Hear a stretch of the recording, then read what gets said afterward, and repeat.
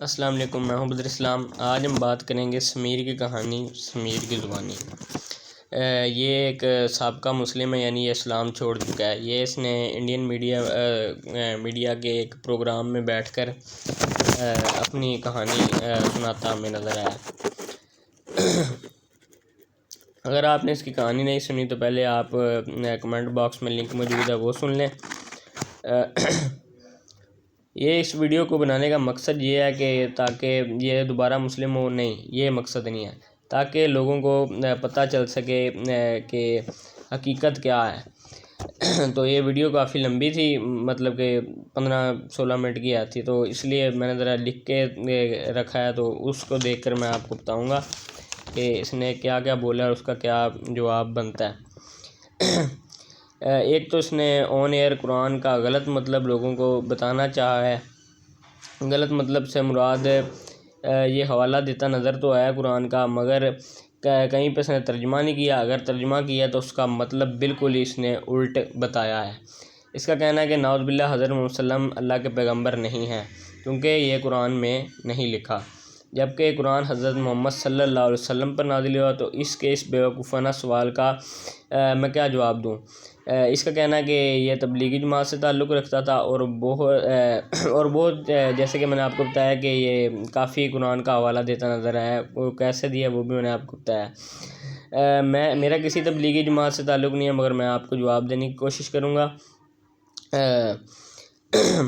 اللہ نے قرآن میں ذکر کیا ہے کہ اللہ اور اس کے رسول کی فرما برداری کرو۔ سورۃ انفال کی یہ پہلی آیت کا ترجمہ ہے جس میں یہ موجود ہے۔ اس کا کہنا ہے کہ وہ مسلمان گھر میں پیدا ہوا، اور اس پر کوئی زور نہیں دیا گیا کہ یہ اسلام کے اوپر چلے، اور یہ اپنی خوشی سے تبلیغی جماعت کے ساتھ منسلک ہوا۔ یہ جو ان کی سیریز چلائی ہے انہوں نے، یہ جو پروگرام ہے، یہ اسلام کے خلاف، اسلام کے اوپر کھلا حملہ ہے۔ اب اللہ بہتر جانتا ہے کہ یہ واقعی مسلم ہے بھی تھا یا نہیں، کیونکہ انڈین میڈیا کا یقین کرنا ناقابل قبول ہے۔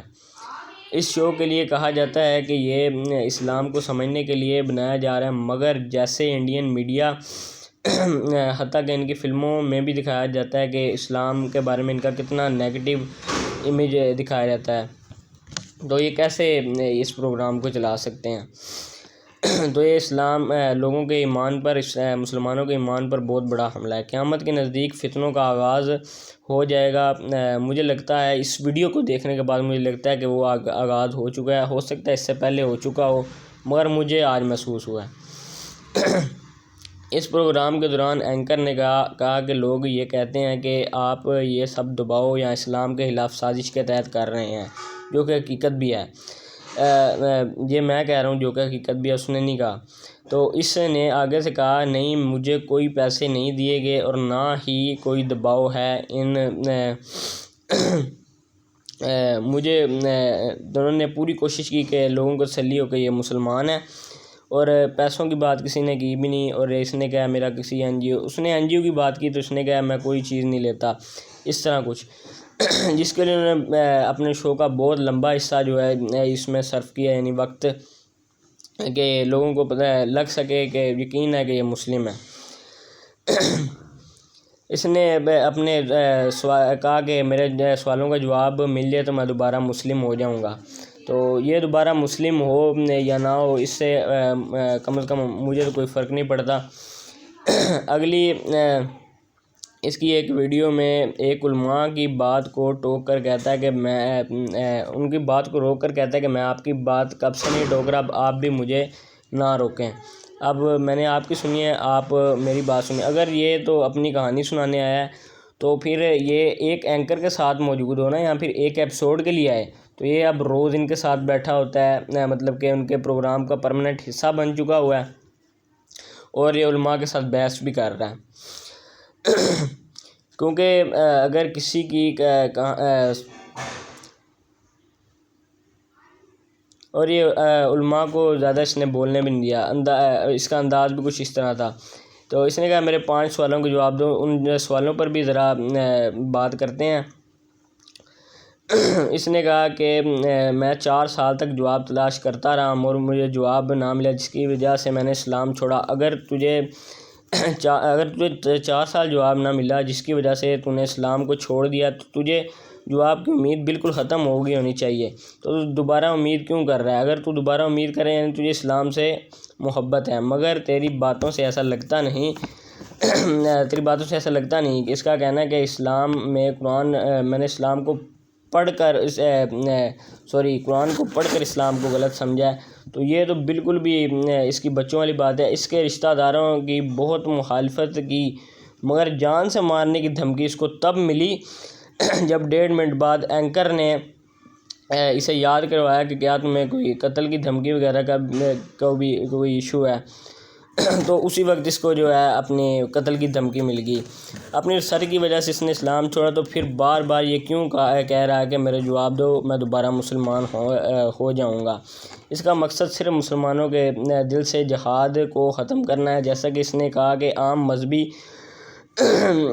مذہبی انسان کو اگر مذہب کے اوپر کچھ سننا پڑے تو وہ مرنے مارنے پر اتر آئے گا، اور یہ اسلام کے پھیلاؤ کو روکنے کا بھی ایک ذریعہ بن سکتا ہے، جیسے کہ انڈیا میں مسلمانوں کا حال ہوتا ہے حشر۔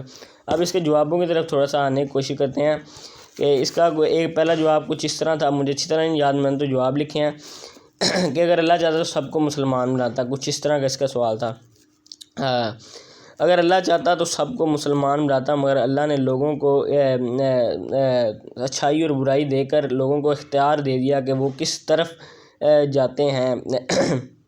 اور دوسرا یہ جہاد کے اوپر بات کر رہا ہے، تو جہاد کا حکم تو ہمیں تب بھی ہے جب ہم حق پر ہوں اور ہم پر ظلم بھی ہو، تب جہاد کا اسلام نے کہا ہے۔ اور عورتوں کو اسلام سے پہلے زندہ دفن کر دیا جاتا تھا، اور آج بھی سب کو پتہ ہے کہ جتنی عورتوں کو عزت اسلام میں ملتی ہے کہیں پہ بھی نہیں ملتی۔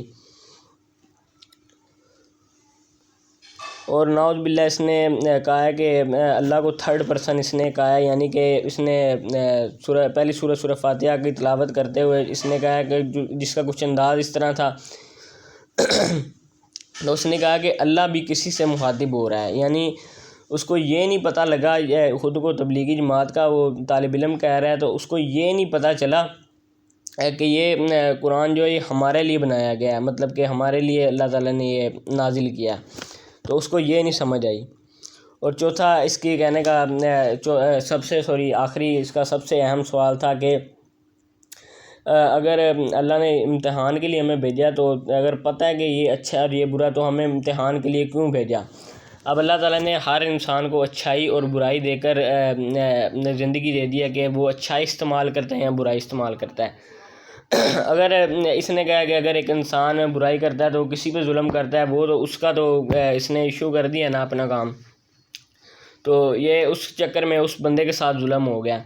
تو اس کا جواب میں کچھ اس طرح دینا چاہوں گا کہ اگر آپ امتحان دے رہے ہیں، آپ کے پیپر ہونے ہیں، فائنل پیپر، یا فائنل نہیں ویسے ہی آپ کوئی پیپر بات کر لیں جس کی تھوڑی سی امپورٹنس ہوگی آپ کی نظر میں، اگر آپ وہ پیپر آپ کے ہونے ہیں تو آپ کو ویسے ہی رزلٹ کارڈ پہ فیل لکھ کے پکڑا دیا جائے اور آپ کا ٹیسٹ نہ لیا جائے اور آپ ہوں بھی نہ لائق، تو کیا آپ یہ قبول کریں گے کہ آپ کو بغیر امتحان لیے فیل کر دیا گیا؟ آپ تو ہر جگہ یہی کہیں گے جی میرے ساتھ ظلم ہو گیا، یہ ہے وہ، اور یہ واقعی ظلم ہوگا۔ تو یہ آپ کو یہ بات سمجھنی چاہیے کہ یہ کیوں ایسے ہی اللہ تعالیٰ نے ہمیں امتحان میں ڈالا ہے۔ میں مزید طبیعت خراب ہونے کی وجہ سے میں اتنے دنوں سے ویڈیو نہیں تھا بنا رہا، اب اگلی ویڈیو میں ورلڈ کپ اسکیجول کے اوپر پاکستان کے بناؤں گا۔